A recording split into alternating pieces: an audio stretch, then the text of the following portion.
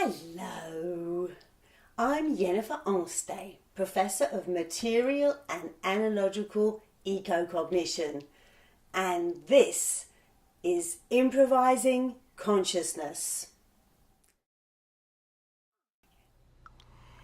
In video 1 of this series, I talked about the walk-through mind, the collective consciousness that excels at detecting complex and subtle patterns in all natural phenomena and exploiting them for survival. The resulting boom of human peoples around the globe threatens to go bust by about 12,000 years before the Common Era. Climate change, the loss of fertile watery habitats, the extinction of the megafauna brings on food shortages that threaten humans with extinction. They must adapt or die. They are saved by the extraordinary reconfigurability of the mind and a radical adaptation known as the bicameral mind.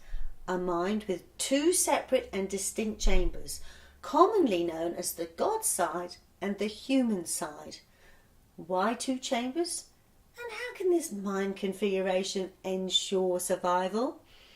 Let's deal with the first question first. Why is the human brain hemispherically asymmetrical? Of course you know the answer. Language. The walk-through mind evolves over about 3 million years. Towards the end of the time, two sound practices develop to form the cognitive assemblage that you know as language. And these processes are localized on the left side. Not all of the left side, of course, because if you imagined human cognition as a glass of beer, language would just be the froth on the top. So, before we can understand why the bicameral mind was a possible and necessary adaptation, we have to take a short detour through the evolution of language. By 400,000 years BCE, anatomically humans are ready. Selection for curiosity, which is a young animal trait, has given them a neonatal appearance. Baby heads with tiny flexible jaws. Neurologically, tool making has tuned up their fine motor skills. Fingers, tongues, both can fly. Humans have a fabulous range and control of sound emission. But why is language a useful adaptation? To understand this, we need to talk about humans as social animals. Humans come from a line of social apes who have to spend a considerable amount of time every day working on intra-group trust so that the group stays together. The evolutionary benefit of this behaviour is that the larger the group, the better the chances of survival. To maintain group cohesion every day, every member of the group visits every other member, sometimes multiple times a day, and through some kind of touch establishes and reconfirms the relationship between them. In the matriarchal groups like bonobos, it means a lot of cuddling and sex. In hierarchical groups like gorillas, it means a lot of grooming and nitpicking and kowtowing. Walk-through peoples elaborate this kind of behaviour over the millennia, developing a sophisticated cognitive toolset for this group domain. We interpret the intentional stance of other group members. What does she want? Hope for? Believe? We use this information to predict other folks' actions. Does she know I hid that food? Is she going to try and steal it? We develop behaviours that are designed to affect another person. Begging, whining, threatening, clowning.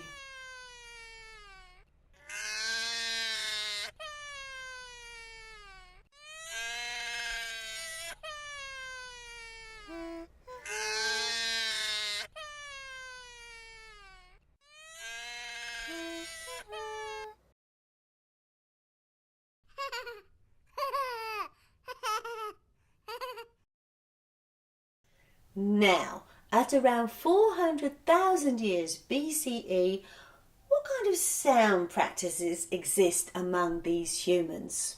Watch out! A cave bear! Yes, warning cries. Even prairie dogs have warning cries that include information about the type of threat. In the hands of playful and curious humans, the warning system goes wild. Not only words for the different threats, the old slow eagle, the young agile tiger, but sounds for the appropriate action. Run! Duck! Climb! The second sound practice starts as baby talk, the cooing and crooning that reassures the baby about her mother's intentions. This big mouth, these white teeth are not coming to eat you, but to kiss you. This turns into lullaby, then songs that indicate and manage intentions through prosody and rhythm, songs of anger, happiness, sadness and seduction. Crucially, around 200,000 years BCE, these two sound practices come together and effectively take over the maintenance of the group domain. The command sound practice is used from parents to children. Come here, stop that, I'm warning you. We find analogies between the words of the warning system and the intentional stances of our group members. We start using the warning words in our songs. Oh, like there's a tiger, don't run away. Analogy drives intelligence in every domain, and in language, metaphor becomes the engine of perpetual invention. The body then is a rich generative metaphor. Give him the cold shoulder, hand over the comb. We don't see eye to eye. Metaphors like analogies slip easily from concrete to abstract, from nets to networks, from a stitch to a stitch in time. So, language takes over the social functions of maintaining group coherence and trust. And it's a successful tool set for the group domain. It's faster, more flexible than having to spend time touching everyone every day. You can work on more than one person at a time. It works at a distance. We're playing, singing, teasing, joking and laughing together, making forever tighter, more complex bonds. Over a couple of 100,000 years, this language component is added to the walk-through mind, localized in the left hemisphere of the brain and specialized for issuing commands and mediating intentions in the group. Its development coincides with the turbulent times at the end of the Ice Age, when any little survival edge counts. Human groups with language grow to a larger size, and that's an advantage. But now we have to return to that catastrophe. In the face of ever-increasing food shortages, the number of humans around the globe is dwindling. We adapt by transitioning from nomadic bands of gatherers to living in settled agricultural communities.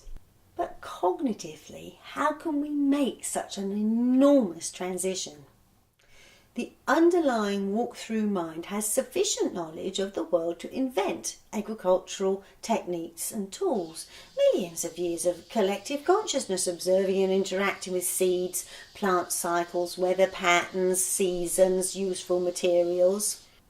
Crucially, humans have also conceptualized a mysterious and abstract domain. In your area, there is no one word for it, but it connotes the inside, the invisible container of life, growth, seeds, babies, safety. And we have come to understand the group as inside. The cave is inside. The glow around the fire is inside. As we settle in a rough circle to rest, the group is inside. Behaviour inside is regulated by language, while behaviour out in the world is ordered by the silent walk-through processes. But agriculture domesticates crops, effectively bringing them inside the group domain. It involves a radical change to the entire MO and pattern of behaviour inside the group. From the leisurely and playful maintenance of group ties to all group members working on specific projects and staying on task. It therefore requires the involvement of new mechanisms for mediating the group domain. The silent right side of the brain, the eons of walk-through mind, co-opts the command aspect of language and sends auditory hallucinations across the corpus callosum to the left side to tell it what to do. Plant here, water, tend, keep on doing it. Save these seeds till next season for planting. We are kept on task with the complexities and the tedium of agricultural life by our interior voices. Groups with the new bicameral mind configuration form agricultural settlements and survive.